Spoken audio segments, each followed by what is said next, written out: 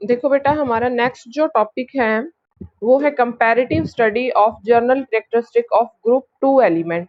अब हम क्या करेंगे, ग्रुप टू के एलिमेंट की जो जर्नल कैरेक्टरिस्टिक हैं उनकी कंपैरेटिव स्टडी करेंगे। ठीक है, तो हमारे पास सबसे पहले इसमें आएगा इसकी फिजिकल प्रॉपर्टी। पहले तो ग्रुप टू में आपके पास एलिमेंट कौन कौन से आते हैं उनके नाम आपको याद होने चाहिए। फर्स्ट आता है बेरिलियम, फिर magnesium, then calcium, strontium, barium और रेडियम। ठीक है, बेरियम का एटॉमिक नंबर जो है वो है 4, मैग्नीशियम का होता है 12, कैल्शियम का 20, स्ट्रोंशियम का 38, बेरियम का 56 और रेडियम का हमारा होता है 88। ठीक है, उसके बाद अब हम इनकी फिजिकल प्रॉपर्टी उठाएंगे। तो सबसे पहली जो फिजिकल प्रॉपर्टी है हमारी वो होती है एटॉमिक और आयनिक रेडियाई। ठीक है, तो एटॉमिक और आयनिक रेडियाई जो होती है इस फैमिली के मेंबर्स की, वो स्मॉल होती है बेटा as compare to alkali metal के। अल्कली मेटल से इनकी एटॉमिक और आयनिक रेडियाई क्या होती है, स्मॉल होती है। जो अल्केलाइन अर्थ मेटल होते हैं उनका हायर न्यूक्लियर चार्ज होता है, सबको पता है। तो उनके जो इलेक्ट्रॉन हैं उनको न्यूक्लियस ज्यादा क्या करता है, अपनी तरफ अट्रैक्ट करके रखता है। इसकी वजह से जो इनकी एटॉमिक और आयनिक रेडियाई है वो स्मॉल होती है as compare to alkali metal की। समझ में आई? ये बात समझ में आ गई सब बच्चों को? दोबारा से सुनो, देखो एटॉमिक और आयनिक रेडियाई जो होती है हमारी वो क्या होती है, स्मॉल होती है एल्केलाइन अर्थ मेटल की। हाँ, पहले तो ये होता है कि ग्रुप टू के एलिमेंट को हम एल्केलाइन अर्थ मेटल बोलते हैं। तो हम इनकी स्टडी कर रहे हैं, कंपैरिजन करेंगे अब ग्रुप वन के साथ। तो ग्रुप वन के कंपैरिजन में इनकी क्या होती है बेटा, स्मॉल आयनिक रेडियाई होती है। इसका रीजन हमने क्या बताया कि जो एल्केलाइन अर्थ मेटल होते हैं उनका हायर न्यूक्लियर चार्ज होता है। हम लेफ्ट टू राइट जाते तो न्यूक्लियर चार्ज तो इंक्रीज ही होता है ना, उसकी वजह से क्या है, जो इसके इलेक्ट्रॉन है हमारे पास वो क्या है, मोर अट्रैक्टेड है टुवर्ड्स द न्यूक्लियस। उनको वो मोर अपनी तरफ क्या कर रहा है, अट्रैक्ट कर रहा है न्यूक्लियस।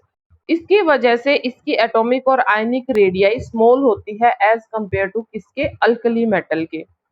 अब हम ये तो कर ली हमने जब हम लेफ्ट टू राइट मूव कर रहे थे।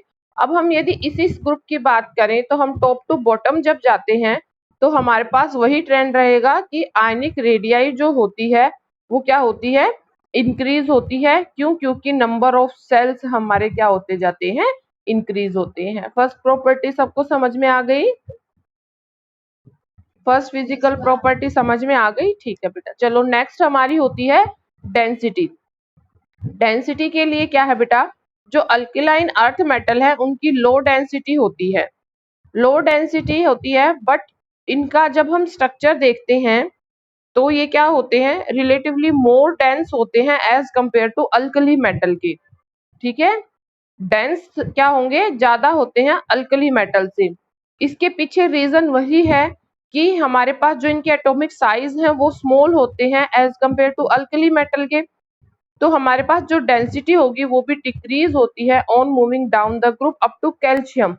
कैल्शियम तक तो ये हमारे पास डिक्रीज होगी, बट हमारे पास कैल्शियम के बाद ये सडनली क्या होती जाती है, इंक्रीज होगी अप टू रेडियम।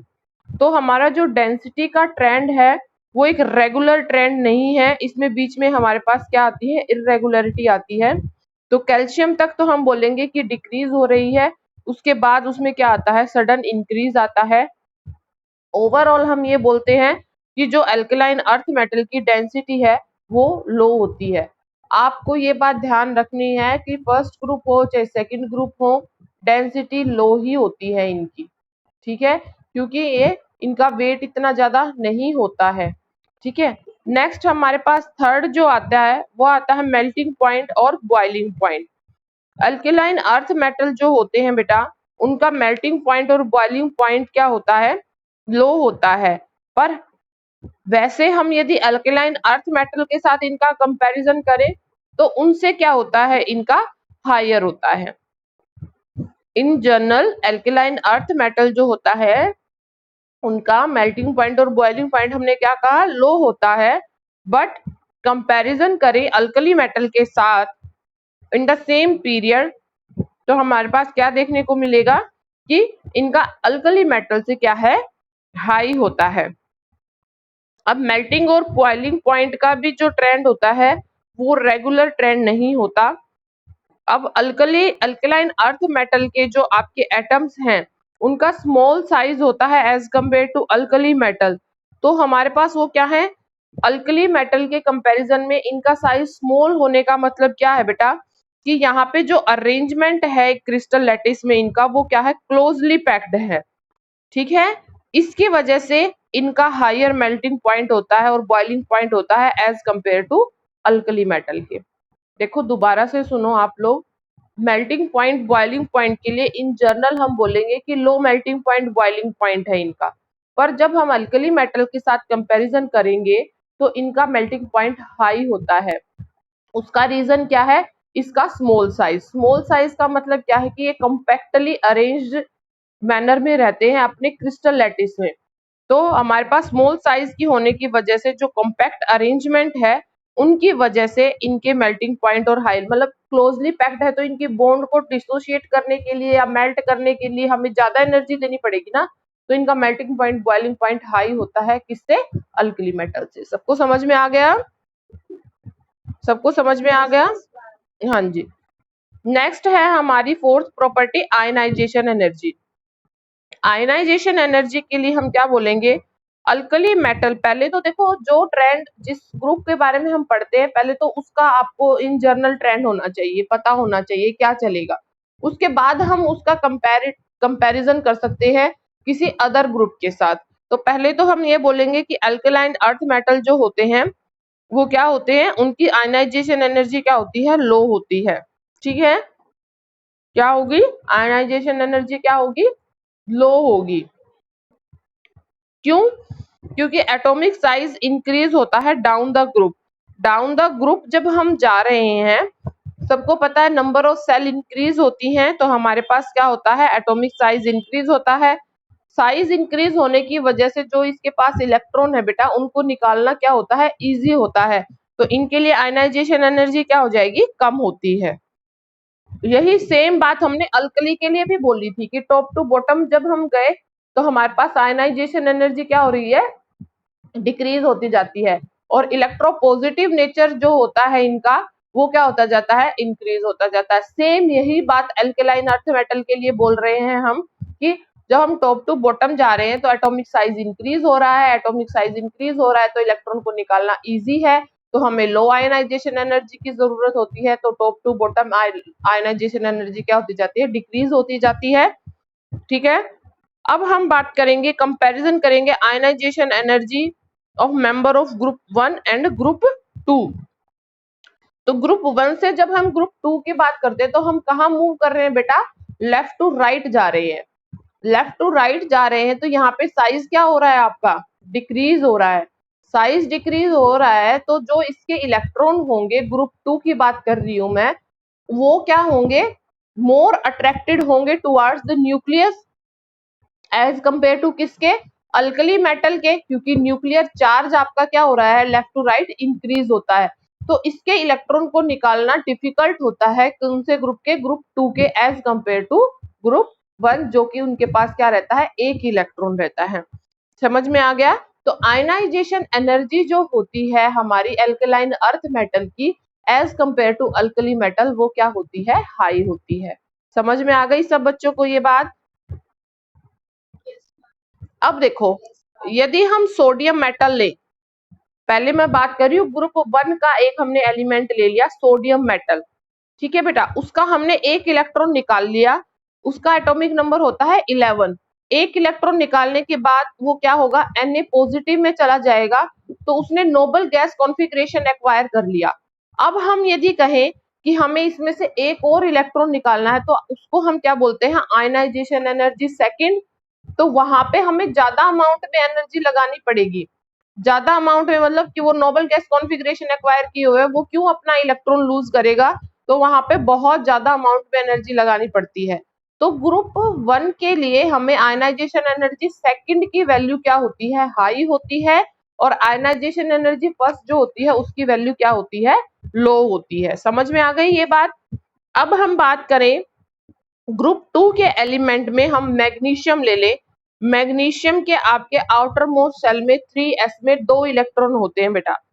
अब हम यदि एक इलेक्ट्रॉन इसमें से निकालें तो वो क्या है, इजीली अपना एक इलेक्ट्रॉन दे देगा, तो वो हमारी आयनाइजेशन एनर्जी फर्स्ट हो जाएगी। फिर हम ये एक इलेक्ट्रॉन जो बचा है इसको जब हम निकालेंगे तो यहाँ पे हमें आयनाइजेशन एनर्जी सेकंड की रिक्वायरमेंट रहेगी, तो यहाँ पे जो एनर्जी लगाएंगे तो भी ये अपना एक इलेक्ट्रॉन दे देगा। इन्होंने अब क्या किया, अपने ऊपर Mg2 पॉजिटिव चार्ज एक्वायर कर लिया, और क्या एक्वायर कर लिया साथ में, नोबल गैस कॉन्फ़िगरेशन। समझ में आ रही है ना आपको ये बातें, बोलो। हाँ जी। तो ग्रुप 2 के लिए हम क्या बोलेंगे कि अब जब इसने नोबल गैस कॉन्फ़िगरेशन एक्वायर कर लिया है तो हम आगे जब एनर्जी देंगे, आयनाइजेशन एनर्जी लगाएंगे इसके इलेक्ट्रॉन को निकालने के लिए, तो वो हमें बहुत हाई अमाउंट में लगानी पड़ेगी। ये अपना इलेक्ट्रॉन इजीली क्या नहीं करेगा, लूज नहीं करेगा। तो ये क्वेश्चन आता है पेपर में कि कौन सी आयनाइजेशन एनर्जी, सेकंड पूछे तो आप कौन से ग्रुप की बात करोगे, फर्स्ट ग्रुप की बात करोगे, हाई होती है। और यदि आपसे आयनाइजेशन एनर्जी थर्ड किसकी हाई होती है तो वो हमारा कौन सा होता है, ग्रुप 2 होता है। समझ में आ गया सब बच्चों को। नेक्स्ट जो प्रॉपर्टी है बेटा, आप लोग रिस्पॉन्स दिया करो भाई, ऐसे मुझे कैसे पता चलेगा, एक बच्चा भी नहीं बोलता जब। हाँ, क्या सोच रहे हो तुम, ईशा क्या सोच रहे थे। चलो next property, fifth property, electropositive and metallic character. तो बेटा हमने अभी यही पढ़ा कि इनकी आयनाइजेशन एनर्जी क्या होती है, लो होती है। इसकी वजह से इनका इलेक्ट्रोपॉजिटिव जो नेचर होता है वो बहुत स्ट्रोंग होता है। समझ में आ गया। बट अब ये तो हो गया इन जर्नल, इन जर्नल के बाद अब हम इसका कंपैरिजन करेंगे ग्रुप 1 के साथ। तो यहाँ पे हमारे पास क्या आएगा, these are not as strongly electropositive, ये इतने इलेक्ट्रोपॉजिटिव नहीं होते किसके कंपैरिजन में, अल्कली मेटल के, ग्रुप 1 के एलिमेंट के कंपैरिजन में ये इतने ज्यादा इलेक्ट्रोपॉजिटिव नहीं होते। समझ में आ गई सबको बात।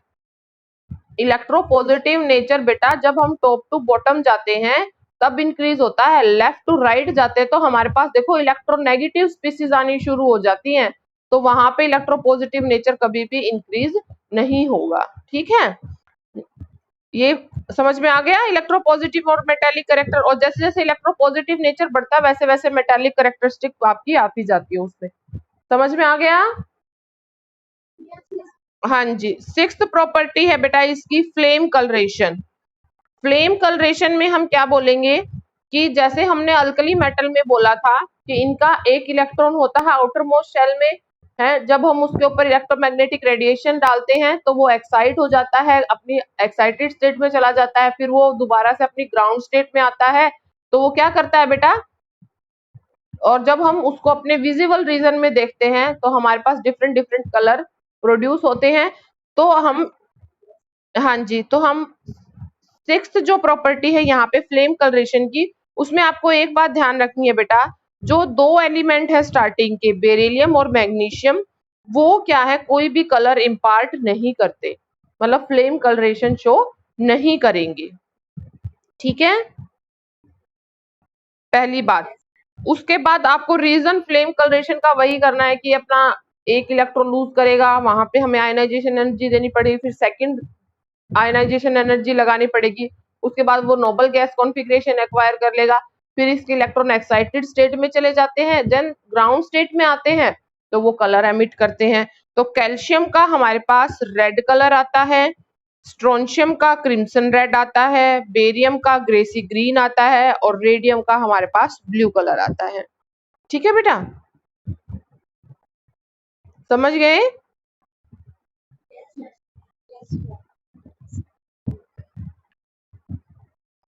तो हम क्या कह सकते हैं, जो हमारे फर्स्ट ग्रुप के एलिमेंट हैं वो फ्लेम कलरेशन क्या करते हैं, ज्यादा अमाउंट में शो करते हैं एज कंपेयर टू किसके, अल्कलाइन अर्थ मेटल के।